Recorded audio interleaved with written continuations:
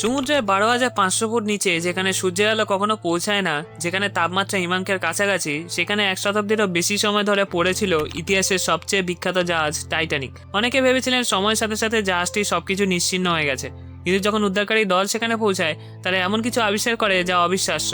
মনে হচ্ছিল যেন সময় 1912 সালেই থেমে গেছে। কিন্তু এগুলো শুধু বস্তু নয়, এগুলোর প্রতিটির পেছনে আছে একজন মানুষের শেষ মুহূর্তের গল্প। এমন মানুষ যারা হয়তো সেই রাতেও বিশ্বাস করেছিল যে তারা বেঁচে যাবে। আজ আমরা জানবো টাইটানিকের গভীর অন্ধকার থেকে উদ্ধার করা সবচেয়ে আশ্চর্যজনক জিনিসগুলোর কথা। জানবো কিভাবে সেগুলো পাওয়া গেল, আর কেন কিছু আবিষ্কার আজও বিশ্বকে কাঁপিয়ে দেয়। 1912 সালের 14 এপ্রিল রাত, উত্তর আটলান্টিক মহাসাগরে বরফ শীতল অন্ধকারে এগিয়ে চলছিল পৃথিবীর সবচেয়ে বিলাসবহুল এবং সবচেয়ে নিরাপদ বলে পরিচিত জাহাজ RMS টাইটানিক। জাহাজটিতে ছিল প্রায় 2200-র বেশি যাত্রী ও ক্রু সদস্য। কিন্তু রাত 11:40 একটা বিশাল হিমশৈলের সঙ্গে সংঘর্ষের পর সবকিছু বদলে যায়। মাত্র কয়েক ঘন্টার মধ্যে 15 এপ্রিল ভোর 2:20 টাইটানিক সমুদ্রের তলে গভীরে হারিয়ে যায়। 1500-র বেশি মানুষ প্রাণ হারান। এটি শুধু একটা জাহাজডুবি ছিল না, এটা ছিল মানব ইতিহাসে অন্যতম ভয়াবহ সামুদ্রিক বিপর্যয়। এরপর কেটে যায় কয়েক দশক। সবাই জানতো টাইটানিক ডুবে গেছে, কিন্তু কেউ জানতো না এটা কোথায় রয়েছে। সমুদ্রের গভীরতা ছিল প্রায় 3800 মিটার বা 12,500 ফুট। এত গভীরে মানুষের পক্ষে পৌঁছানো তখন প্রায় অসম্ভব ছিল। প্রযুক্তি ছিল না, সাবমেরিন ছিল সীমিত, আর সমুদ্রের চাপ এতটাই ভয়ঙ্কর ছিল যে অধিকাংশ বিজ্ঞানী মনে করতেন টাইটানিক হয়তো কখনো খুঁজে পাওয়া যাবে না। অবশেষে 1985 সালে সমুদ্র বিজ্ঞানী রবার্ট ব্যালার্ড এবং তার দল আধুনিক গভীর সমুদ্র অনুসন্ধান প্রযুক্তি ব্যবহার করে টাইটানিকের ধ্বংসাবশেষ আবিষ্কার করেন। যখন প্রথম ক্যামেরায় জাহাজটির বিশাল বয়লার এবং ভাঙা অংশ দেখা যায়, তখন ইতিহাস যেন আবার জীবন্ত হয়ে ওঠে। পৃথিবীর প্রথমবারের মতো দেখতে পায় সেই জাহাজকে, যা 73 বছর ধরে অন্ধকারের মধ্যে লুকিয়ে ছিল। টাইটানিক আবিষ্কারের পরে একটা প্রশ্ন সারা বিশ্বে বিতর্ক সৃষ্টি করে। জাহাজটি কি যেমন আছে তেমনই সমুদ্রের তলায় রেখে দেওয়া উচিত, নাকি এর ভেতর থেকে বস্তু উদ্ধার করা উচিত? অনেক ইতিহাসবিদ এবং মৃতদের পরিবার সদস্যরা মনে করতেন টাইটানিক একটা বিশাল গণকবর। এখানে হাজারেরও বেশি মানুষ মৃত্যুবরণ করেছেন, তাই এখান থেকে কিছু সরানো নৈতিকভাবে ভুল। তাদের মতে টাইটানিক শুধুমাত্র একটা ঐতিহাসিক নিদর্শন নয়, এটা হাজারো মানুষের শেষ বিশ্রামস্থল। এখানে পাওয়া প্রতিটি বস্তু কারো না কারো জীবনের শেষ স্মৃতি বহন করে। অন্যদিকে প্রত্নতত্ত্ববিদ এবং সংরক্ষণ বিশেষজ্ঞের একটা বড় অংশ ভিন্ন মত দেন। তারা যুক্তি দেন যে সমুদ্রের নিচে বসে বসে জাহাজটি ধীরে ধীরে নষ্ট হয়ে যাচ্ছে। বিশেষ ধরনের ব্যাকটেরিয়া, যাদের রাস্টিকাল তৈরিকারী জীবাণু বলা হয়, ধীরে ধীরে লোহার কাঠামো খেয়ে ফেলছে। যদি বস্তুগুলো উদ্ধার না করা হয়, তাহলে ভবিষ্যৎ প্রজন্ম হয়তো কখনো এগুলো দেখতে পাবে না। আজও এই বিতর্ক শেষ হয়নি। কেউ মনে করেন উদ্ধার অভিযান ইতিহাস রক্ষা করেছে, আবার কেউ মনে করেন এরা মৃতদের প্রতি অসম্মান। 1987 সালে শুরু হয় প্রথম বড় উদ্ধার অভিযান। বিশেষ সাবমার্সিবল এবং রিমোটলি অপারেটেড ভেহিকেল বা ROV ব্যবহার করে গবেষকরা সমুদ্রতলে ছড়িয়ে থাকা ধ্বংসাবশেষে পরীক্ষা করতে শুরু করেন। তারা আবিষ্কার করেন যে টাইটানিক ভেঙে দুটো বড় অংশে বিভক্ত হয়ে সমুদ্রতলে পড়ে আছে। এর চারপাশে কয়েক কিলোমিটার জুড়ে ছড়িয়ে রয়েছে হাজার হাজার বস্তু। পরবর্তী কয়েক দশকে 5500-রও বেশি বস্তু উদ্ধার করা হয়। প্রতিটি বস্তু অত্যন্ত সতর্কতার সঙ্গে জলের নিচ থেকে তোলা হয়, কারণ এত বছর সমুদ্রে থাকার ফলে অত্যন্ত ভঙ্গুর হয়ে উঠেছিল এগুলো। উদ্ধারের পরও কাজ শেষ হয়নি। অনেক বস্তু সংরক্ষণ করতে বছরের পর বছর সময় লেগেছে। সমুদ্রের লবণ, ক্ষয় এবং জীবাণুর প্রভাব দূর করতে বিজ্ঞানীদের বিশেষ রাসায়নিক প্রক্রিয়া ব্যবহার করতে হয়েছে। যখন এই বস্তুগুলো পরিষ্কার করা হয়, তখন গবেষকরা যেন 1912 সালে মানুষের জীবনে এক জমাট বাঁধা ছবি দেখতে পান।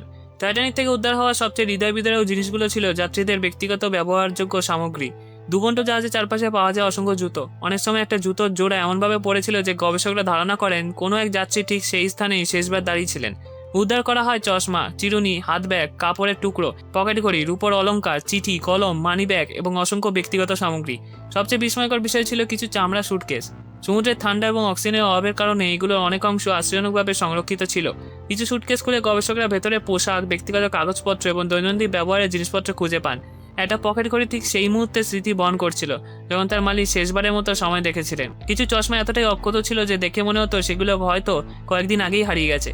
এই বস্তুগুলো গবেষকদের কাছে শুধু জিনিস ছিল না, এগুলো ছিল মানুষের অসমাপ্ত গল্প, যাদের জীবন সেই রাতেই থেমে গিয়েছিল। টাইটানিক থেকে উদ্ধার হওয়া সবচেয়ে অবিশ্বাস্য আবিষ্কারগুলোর একটা ছিল সুগন্ধি প্রস্তুতকারক অ্যাডলফ সালফেন্টের সংগ্রহ। তিনি প্রথম শ্রেণীর যাত্রী ছিলেন এবং ইউরোপ ও আমেরিকায় পারফিউম ব্যবসার সঙ্গে যুক্ত ছিলেন। তার সঙ্গে ছিল অসংখ্য কাঁচের পারফিউম, ভায়াল বা নমুনা বোতল। যখন উদ্ধারকারীরা তার লাগেজ খুঁজে পান, তখন তারা বিস্মিত হয়ে যান। এত বছরের সমুদ্রের তলায় থাকার পরও বেশ কয়েকটি কাঁচের বোতল অক্ষত ছিল। আরও অবাক করার বিষয় হলো কিছু বোতলের ভেতরে থাকা সুগন্ধির রাসায়নিক উপাদান এখনও সংরক্ষিত ছিল। দীর্ঘ সংরক্ষণ ও পরীক্ষার পর বিশেষজ্ঞরা সেই সুগন্ধির গন্ধ শনাক্ত করতে সক্ষম হন। অর্থাৎ 1 শতাব্দীর বেশি সময় পরে মানুষ আবার সেই সুগন্ধ অনুভব করতে পেরেছিল, যা হয়তো 1912 সালের কোনো প্রথম শ্রেণীর যাত্রী ব্যবহার করছিলেন। এটা শুধু একটা বৈজ্ঞানিক সাফল্য ছিল না, এটা যেন অতীতের সঙ্গে সরাসরি সংযোগ স্থাপনায় বিরল মুহূর্ত। সেই গল্পের মাধ্যমে মানুষ অনুভব করতে পেরেছিল টাইটানিকের বিলাসিতা, তার যাত্রীদের জীবনযাপন এবং সেই হারিয়ে যাওয়া যুগের এক ক্ষুদ্র অংশ। উদ্ধার হওয়া প্লেট, বাটি, কাপ, সসার, চা পাত্র এবং রূপার তৈরি বিভিন্ন খাবার পরিবেশন সামগ্রী দেখে গবেষকরা বিস্মিত হয়ে যান। অনেক প্লেটের উপর এখনও স্পষ্টভাবে দেখা যায় হোয়াইট স্টার লাইনের প্রতীক। 100 বছরের বেশি সময় ধরে 12,500 ফুট গভীরে থাকার পর এই চিহ্নগুলো টিকে ছিল। এই সামগ্রীগুলো শুধু খাবার পরিবেশনের জিনিস ছিল না, এগুলো ছিল প্রথম শ্রেণীর যাত্রীদের বিলাসবহুল জীবনের প্রতিচ্ছবি।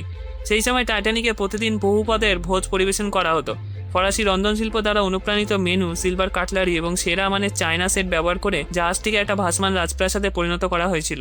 ধ্বংসাবশেষের মধ্যে পাওয়া সবচেয়ে বিস্ময়কর জিনিসগুলোর মধ্যে ছিল ওয়াইন, শ্যাম্পেন এবং বিভিন্ন মদ্যপ পানীয় বোতল। সাধারণত কাঁচের বোতল এত দীর্ঘ সময় সমুদ্রের নিচে টিকে থাকার কথা নয়, কিন্তু টাইটানিক অবস্থান ছিল অত্যন্ত গভীর, অন্ধকার এবং বরফ শীতল পরিবেশ, যেখানে সূর্যালোক পৌঁছায় না এবং তাপমাত্রা প্রায় সবসময় হিমাঙ্কের কাছাকাছি থাকে। ফলে অনেক বোতল আশ্চর্যজনকভাবে অক্ষত অবস্থায় পাওয়া যায়। কিছু বোতলের কর্কও প্রায় অক্ষত ছিল। এগুলো বিজ্ঞানীদের জন্য এক ধরনের সময়ের ক্যাপসুলে পরিণত হয়। এই আবিষ্কার থেকে গবেষকরা গভীর সমুদ্রে সংরক্ষণ প্রক্রিয়া সম্পর্কে নতুন তথ্য পান। কীভাবে 100 বছরের বেশি সময় ধরে কিছু বস্তু প্রায় অপরিবর্তিত থাকতে পারে, সেই প্রশ্নের উত্তর খুঁজতে টাইটানিকের এই বোতলগুলো গুরুত্বপূর্ণ ভূমিকা পালন করেছে। টাইটানিক থেকে উদ্ধার হওয়া সবচেয়ে বিখ্যাত বস্তুগুলোর একটা হলো দ্য বিগ পিস। 1998 সালে এক বিশাল উদ্ধার অভিযানে জাহাজের স্টারবোর্ড পাশের প্রায় 15 টন ওজনের একটা স্টিলের অংশ সমুদ্রের তলা থেকে তুলে আনা হয়। এটা ছিল টাইটানিকের মূল কাঠামোর একটা বিশাল অংশ। এই কাজ ছিল অত্যন্ত বিপজ্জনক ও ব্যয়বহুল। বিশেষ রোবট, শক্তিশালী তার এবং বিশাল উত্তোলন ব্যবস্থা ব্যবহার করে ধীরে ধীরে অংশটিকে উপরে তোলা হয়। যখন এটা সমুদ্রপৃষ্ঠে পৌঁছায় তখন বিশ্বের মানুষ প্রথমবারের মতো টাইটানিকের প্রকৃত ধ্বংসাবশেষের একটা বড় অংশকে কাছ থেকে দেখতে পায়। গবেষকরা এই স্টিলের টুকরো পরীক্ষা করে জাহাজের নির্মাণ প্রণালী, ধাতুর গুণমান এবং ডুবে যাওয়ার সময় সৃষ্ট ক্ষয়ক্ষতি সম্পর্কে গুরুত্বপূর্ণ তথ্য সংগ্রহ করেন। টাইটানিকের শক্তির প্রধান উৎস ছিল কয়লা। জাহাজটির বিশাল বয়লারগুলো প্রতিদিন শত শত টন কয়লা পোড়ানো হতো। যখন জাহাজটি ডুবে যায় তখন হাজার হাজার টন কয়লা ছড়িয়ে পড়ে সমুদ্র তলে। পরে বহু অভিযানে এইসব কয়লার টুকরো উদ্ধার করা হয়। দেখতে সাধারণত কালো পাথরের মতো হলেও এগুলো আসলে টাইটানিকের ইঞ্জিন চালানোর জ্বালানি ছিল। আজ বিশ্বে বিভিন্ন জাদুঘরে এই কয়লার টুকরো প্রদর্শিত হয়। অনেক সংগ্রাহকও এগুলোকে টাইটানিকের সবচেয়ে বাস্তব এবং স্পর্শযোগ্য স্মৃতিচিহ্ন হিসেবে মনে করেন। টাইটানিকের ধ্বংসাবশেষে পাওয়া সবচেয়ে আবেগপ্রবণ ঘন বস্তুগুলোর মধ্যে হলো একটা গয়না। বছরের পর বছর ধরে অভিযাত্রী আংটি, হাড়, ব্রোচ, মূল্যবান পাথর এবং অন্যান্য অলংকার উদ্ধার করেছেন, কিন্তু এসব গয়নার অনেকগুলো সরাসরি দৃশ্যমান ছিল না। সমুদ্রের তলায় খনিজ পদার্থ এবং মরিচার স্তর জমে অনেক বস্তু শক্ত কংক্রিটের মতো আবরণ থেকে যায়, যাকে বলা হয় কংক্রেশন। সংরক্ষণ বিশেষজ্ঞরা বছরের পর বছর ধরে সূক্ষ্ম যন্ত্র দিয়ে এই স্তর অপসারণ করেন। এরপর ধীরে ধীরে বেরিয়ে আসে হারিয়ে যাওয়া অলংকার। সবচেয়ে বিখ্যাত আবিষ্কারগুলোর একটি ছিল একটা কালো কাঁচের নেকলেস, যা দীর্ঘদিন ধরে পাথরের মতো মনে করা হয়েছিল। বহু বছরের সংরক্ষণ ও গবেষণার পর জানা যায় এটা আসলে একজন যাত্রীর ব্যক্তিগত অলংকার। টাইটানিক থেকে হাজার হাজার বস্তু উদ্ধার করা হলেও অসংখ্য গুরুত্বপূর্ণ জিনিস আজও হারিয়ে গেছে। ক্যাপ্টেনের লগবুক, জাহাজের ঘণ্টা, অসংখ্য সেফ, বিলাস অংশের অভ্যন্তরীণ সাজসজ্জা এবং হাজার হাজার ব্যক্তিগত সামগ্রী এখনো খুঁজে পাওয়া যায়নি। অনেক বস্তু হয়তো এখনো ধ্বংসাবশেষের নিচে চাপা পড়ে আছে, আবার কিছু বস্তু ইতিমধ্যে ক্ষয়, ব্যাকটেরিয়া ও সমুদ্রের রাসায়নিক বিক্রিয়ার কারণে সম্পূর্ণ ধ্বংস হয়ে গেছে। হয়তো পৃথিবীর কেউ আর কখনো জানতে পারবেও না সেই হারিয়ে যাওয়া বস্তুগুলো প্রকৃত গল্প। একসময় পৃথিবীর সবচেয়ে বড় ও শক্তিশালী জাহাজ ছিল টাইটানিক, কিন্তু আজ সেটি ধীরে ধীরে বিলীন হয়ে যাচ্ছে। গবেষকরা গত কয়েক দশকে লক্ষ্য করেছেন যে জাহাজটির ডেক ধসে পড়েছে, রেলিং ভেঙে যাচ্ছে এবং বিভিন্ন অংশ দ্রুত দুর্বল হয়ে পড়ছে। জাহাজের গায়ে গড়ে উঠেছে রাস্টিকেলস নামের অদ্ভুত মরিচা ধরা গঠন। এগুলো আসলে ব্যাকটেরিয়া তৈরি, যা ধীরে ধীরে স্টিল খেয়ে ফেলছে। বিশ্ববিখ্যাত সামনের রেলিংয়ের একটি অংশ ইতিমধ্যেই ভেঙে পড়েছে। গবেষকদের আশঙ্কা আগামী কয়েক দশকের মধ্যে টাইটানিকের অনেক গুরুত্বপূর্ণ অংশ সম্পূর্ণ ধ্বংস হতে পারে। 2022 সালে গবেষকরা 7,15,000-এরও বেশি উচ্চ রেজলিউশনের ছবি ব্যবহার করে জাহাজটির একটা পূর্ণাঙ্গ ত্রিমাত্রিক ডিজিটাল মডেল তৈরি করে।